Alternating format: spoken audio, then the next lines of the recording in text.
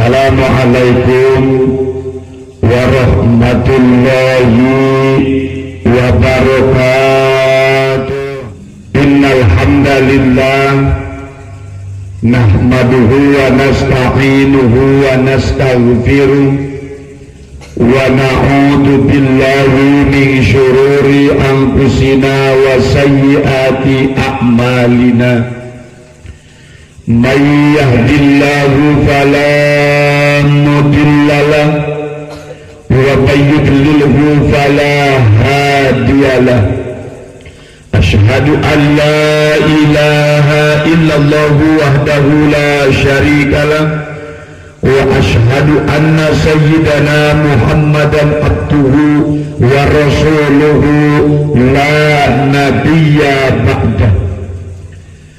Amma ba'du faqad qala Allah ta'ala fi kitabihil karim wa huwa asdaqul qailin.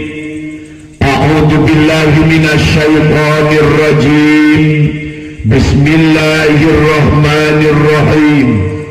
Subhanalladzi asra bi 'abdihi lailan minal masjidil harami ilal masjidil aqsa alladzi barakna haulahu linuriyahu min ayatina innahu huwas samiul basir. Al-ayah. Wa qala an-nabiy sallallahu alaihi wa alihi wa sallam syafa'ati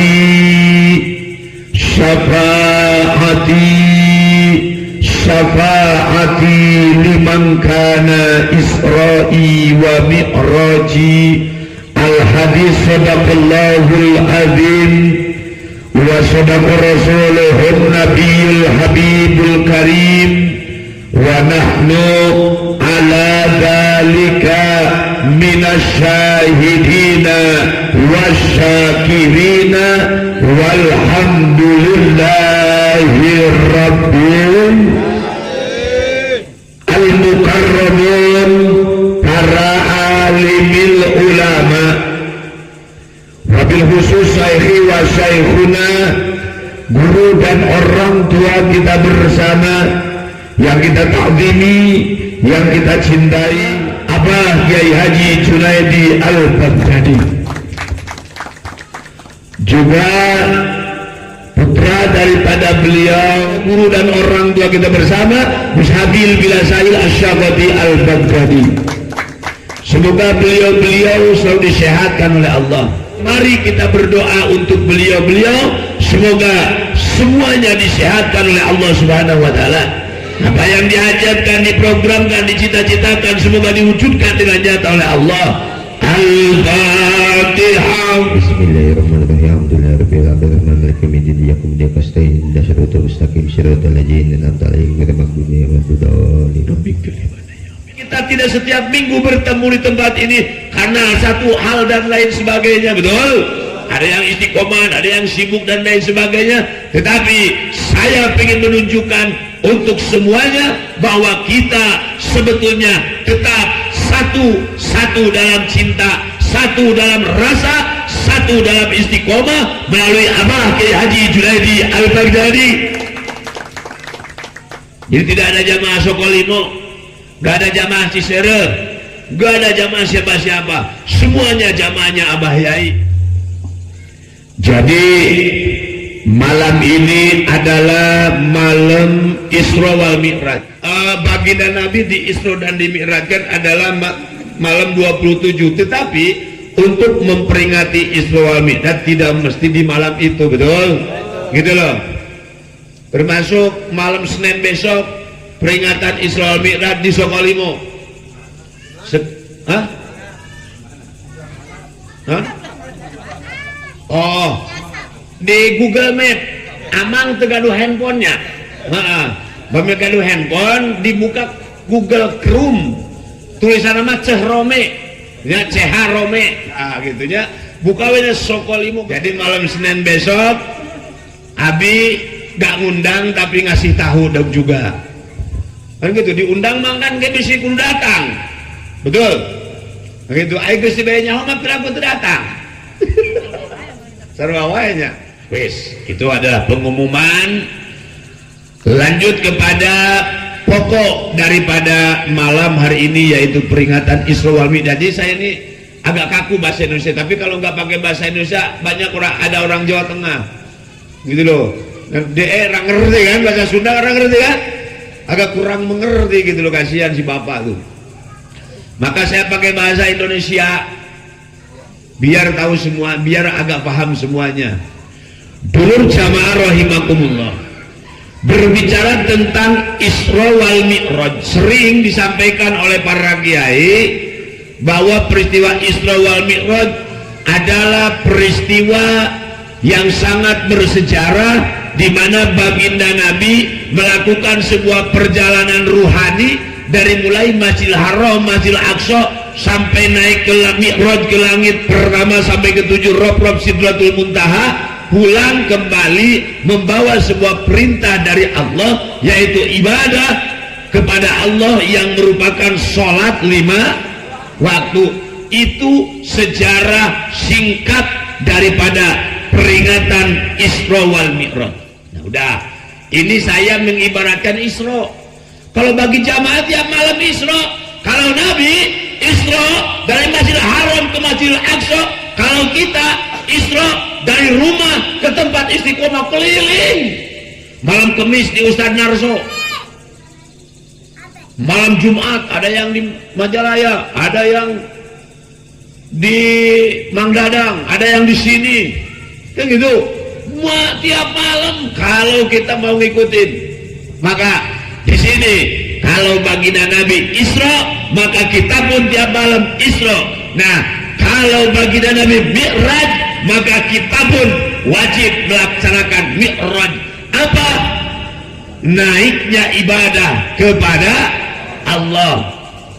Kalau Nabi Mi'raj adalah dari Masjidil Aqsa, langit pertama, kedua sampai ke-7, bahkan sampai ketemu dengan Allah, maka kita pun ibadah harus sampai kepada Allah Subhanahu wa ta'ala. Pertanyaannya, apa sih yang sampai kepada Allah? Ibadah yang bagaimana? Mohon maaf, kalau ibadah jasad kan pertanyaannya umpama mungkin kata trio, bagaimana cara kita sampai kepada Allah? Sedangkan kita ibadah di Purwakarta, sedangkan kita ibadah di Karawang, bagaimana kita harus sampai kepada Allah? Bukan jasad kita yang harus sampai kepada Allah, tapi ibadah yang kita lakukan. Lalu ibadah yang mana? Ibadah yang ada rasa di dalam ibadah tersebut. Saya langsung dalam sajalah. Ibadah yang ada rasa. Jadi yang sampai itu adalah rasanya kita kepada Allah dalam ibadah. Kalau istilah fikih mengatakan ibadah yang khusyuk. Artinya begini, yang khusyuk itu lisan mengucapkan, hati sadar, gitu loh. Karena banyak orang tiap malam zikiran, lisannya basah dengan zikiran, pakaiannya dihiasi dengan pakaian yang islami, bahkan pakai sarung kemana-mana, gitu loh. Tetapi terkadang kalau hatinya lupa dan lalai kepada Allah, maka dia akan sering berguncing dengan yang lainnya. Kenapa orang sampai detik dan saat ini masih sering berantem, sering jelek-menjelekan satu sama lain? Karena lalai hatinya, tidak ingat kepada Allah. Maka kalau ibadah yang sampai kepada Allah, sholat yang kita lakukan, kalau betul-betul sampai kepada Allah, Allah pun menjamin inna sholata tanha anil bahsya'i wal munkar. Sesungguhnya sholat yang kamu lakukan akan mencegah dari perbuatan keji dan mungkar. Pertanyaannya, kenapa terkadang tetangga kita sholat tidak pernah putus, tetapi keji dan mungkar masih dia lakukan? STNJ, sholat terus maksiat jalan, STNJ, maka berarti sholatnya belum bisa sampai kepada. Sama zikir yang kita lakukan bukan hanya zikir lisan, bukan hanya wiridan yang kita baca. Astagfirullahaladzim li abi wa ummi, astagfirullah li abi, artinya apa? Yuk kita belajar yang dasar-dasar saja dah. Dalam Isra Mi'raj. Astagfiru bi ilmu dore, hukum mutakallim wahda.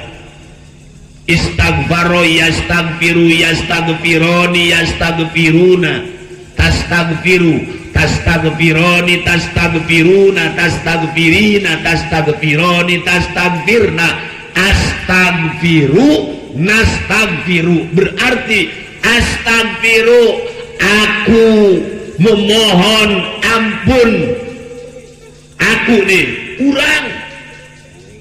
kuring, aku bahasa Jawa apa? Nyong ingsun kulo nyong jaluk ampun leres, ampun apa bahasa Jawa anu Brebes? Ampun, nyong jaluk ampun. Beda logat. Ya logatnya logat Wanakerta, bahasanya Jawa, logatnya Sunda. Nggak apa-apa daripada tidak sama sekali. Nyong jaluk ampun, agak-agak kental kayaknya. Kalau Jawa medok gitu, medok nyong. Kalau si Trio mah paseh bahasa Jawanya, dia mah memang orang Jawa, dibikinnya juga di Jawa, lahir di Jawa, produk Brebes, cuman hidup di Purwakarta.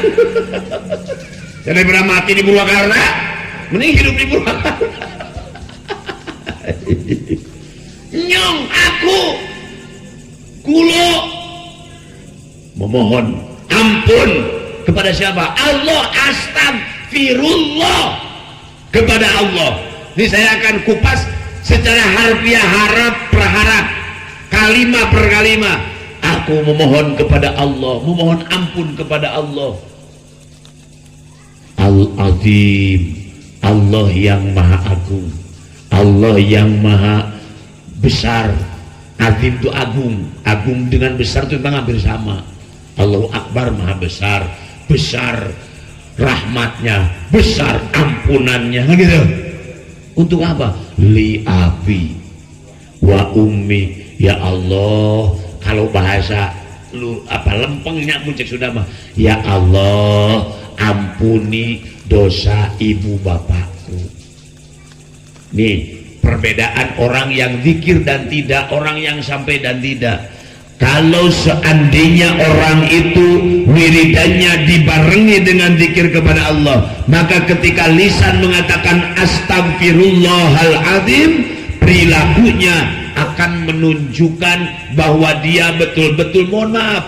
Apa artinya kita memohon ampun? Ya Allah ampuni dosa ibu bapakku jika kamu masih durhaka kepada kedua orang tuamu, gitu loh.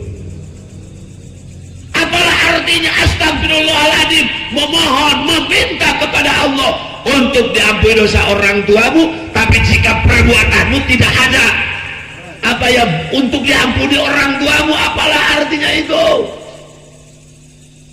Loh Kiai, kita mau orang tuanya sudah tidak ada, justru kamu ketika setelah tidak ada orang tua berbuat baik kepada kedua orang tua, tidak terputus dengan tidak adanya orang tua.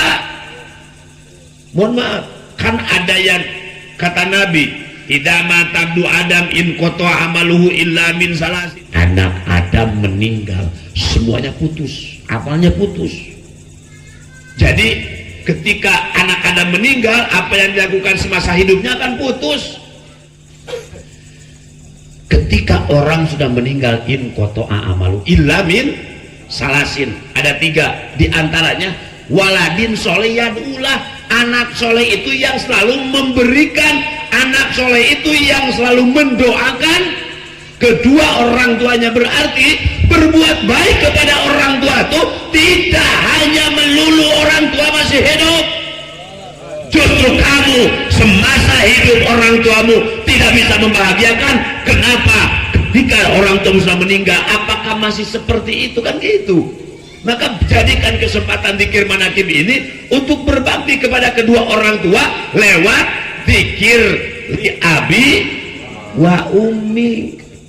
Ketika kamu sudah membacakan astagfirullahaladzim li abi wa ummi, jaga lisanmu, jaga perbuatanmu, jaga attitude-mu, etikamu, akhlakmu di depan orang tuamu.